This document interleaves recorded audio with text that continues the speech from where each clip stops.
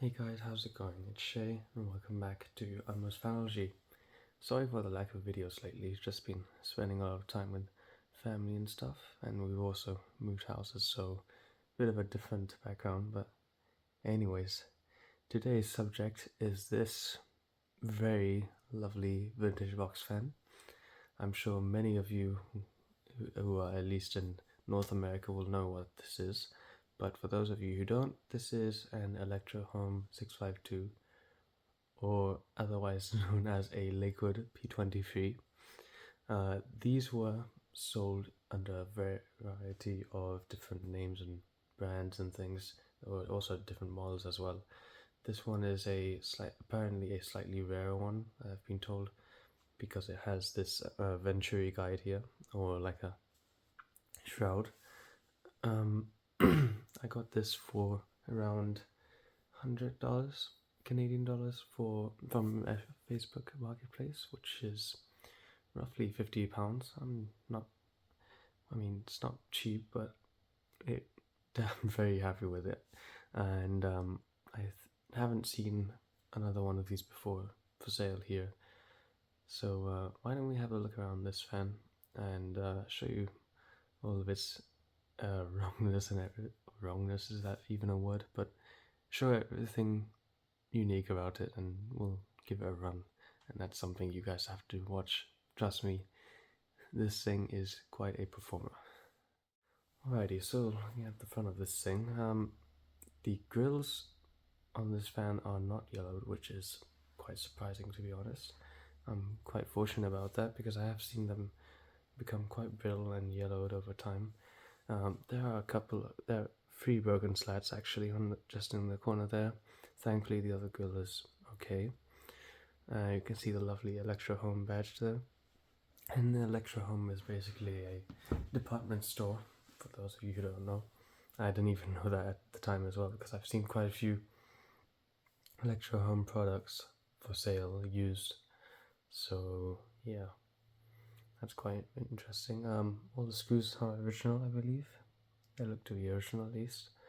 The grills are quite dirty, and you can see the blades are also pretty dirty or tarnished. They're supposed to have a mirror effect to them, but I don't think I'll be able to have take out the time to polish them all up. It's gonna take a long time, a lot of buffing and elbow grease involved. But yeah, let me turn it around on the side, and I'll show you the top as well. Here's the side, and it's got a couple of marks here and there. Paintwork is still in very good shape for its age. I believe this one should be probably from the early 70s to maybe early 80s. Not too sure. Maybe somebody will definitely be able to tell me, that's for sure. It has these pins on the side, and I believe this is for like a rollabout stand, which is basically just a stand on wheels, which is awesome, but I don't have one of those, unfortunately. Let me show you the back. Looking at the back here, we can see the infamous Macmillan motor, a earlier model especially, and I'm sure many of you know by now that these are quite known for their very nice startup sounds that they have.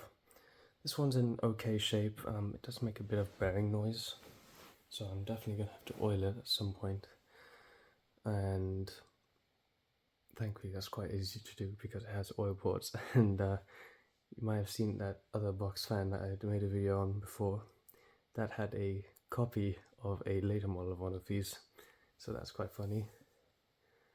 You can also see that, again, this rear grill is in pretty perfect shape, just needs a good clean, that's all. And I believe one of the screws are changed now. Okay, never mind. You can see the wiring up there going to the control switch. No capacitor, of course, because it is a shaded pole motor, so it does eat quite a lot of power. Unfortunately, I don't have a voltmeter here, so can't tell you how much power it does use, but I believe it's around 200 to 300 watts, maybe more, maybe less. But anyways, now for the more interesting part of the video. let's run it. Alrighty, just before I run this thing, the actual reason why I got this is because we have no AC here, and this seemed like a good thing to get. It's quite strong, as you'll see. Let's put it on low.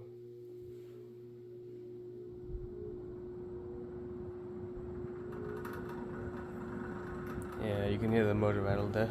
I believe that's motor rattle. It might be the grills, but it's already bringing out a really good breeze. It takes a while to get up to full speed because, of course, it needs some oil. You can kind of hear the driving noise. But yeah, she's a good runner, that's for sure.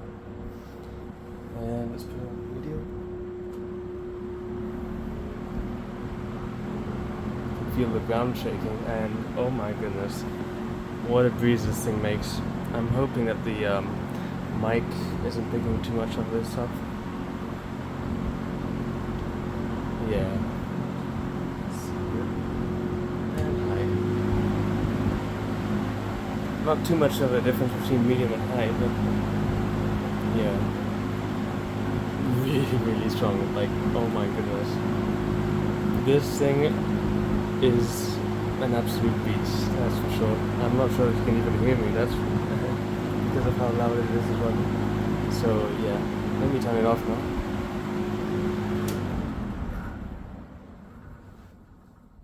I'm not too sure if that's actually motor noise or not, but yeah, you guys can leave your thoughts on that in the comments.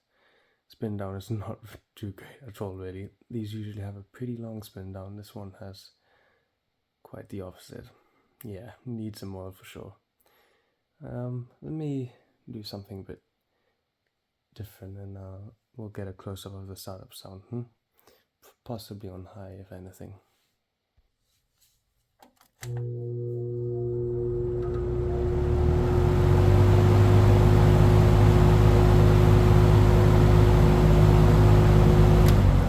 Pretty nice sounding, isn't it? Anyways, let me show you the top of this thing, and then we'll end the video. Here's the top of the fan, and it's got a very nice little label here, and I love the gold knob as well. It's a bit yellowed, as you can see, and you can see some more marks. I'm sure it'll all clean up, but some of it definitely scratches.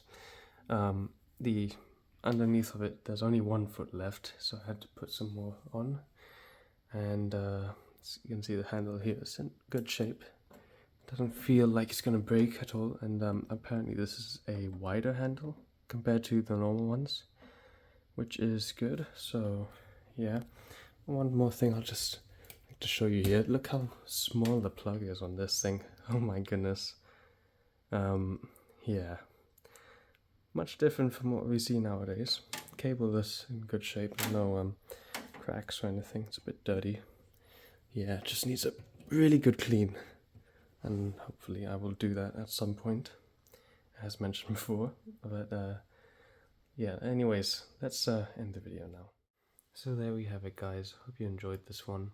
I know it's not a super long video, and it is a shame that I won't be taking it back home, but at least it's in good hands here, and it's going to be used a lot, so I am definitely going to have to clean it up and service it before I leave. And I hope that I maybe will get some more vintage box fans, because again, this place doesn't have AC, and this has proven to be quite a useful thing to have, especially with just ventilating the whole lower ground floor, especially that. But yeah, feel free to let me know what you guys think of this, and whether it's something we actually need back in the UK, because again, we don't have AC in the UK mostly, and a lot of us depend on just opening windows and things, so having one of these big fans around definitely could be the answer to just cooling down in the summer. But yeah, anyways guys, all I have to say now is just the regular old thing. Nobody's forcing you to like, subscribe, whatever. That's not what we do on this channel, but hopefully I will see you in the next one, and bye for now.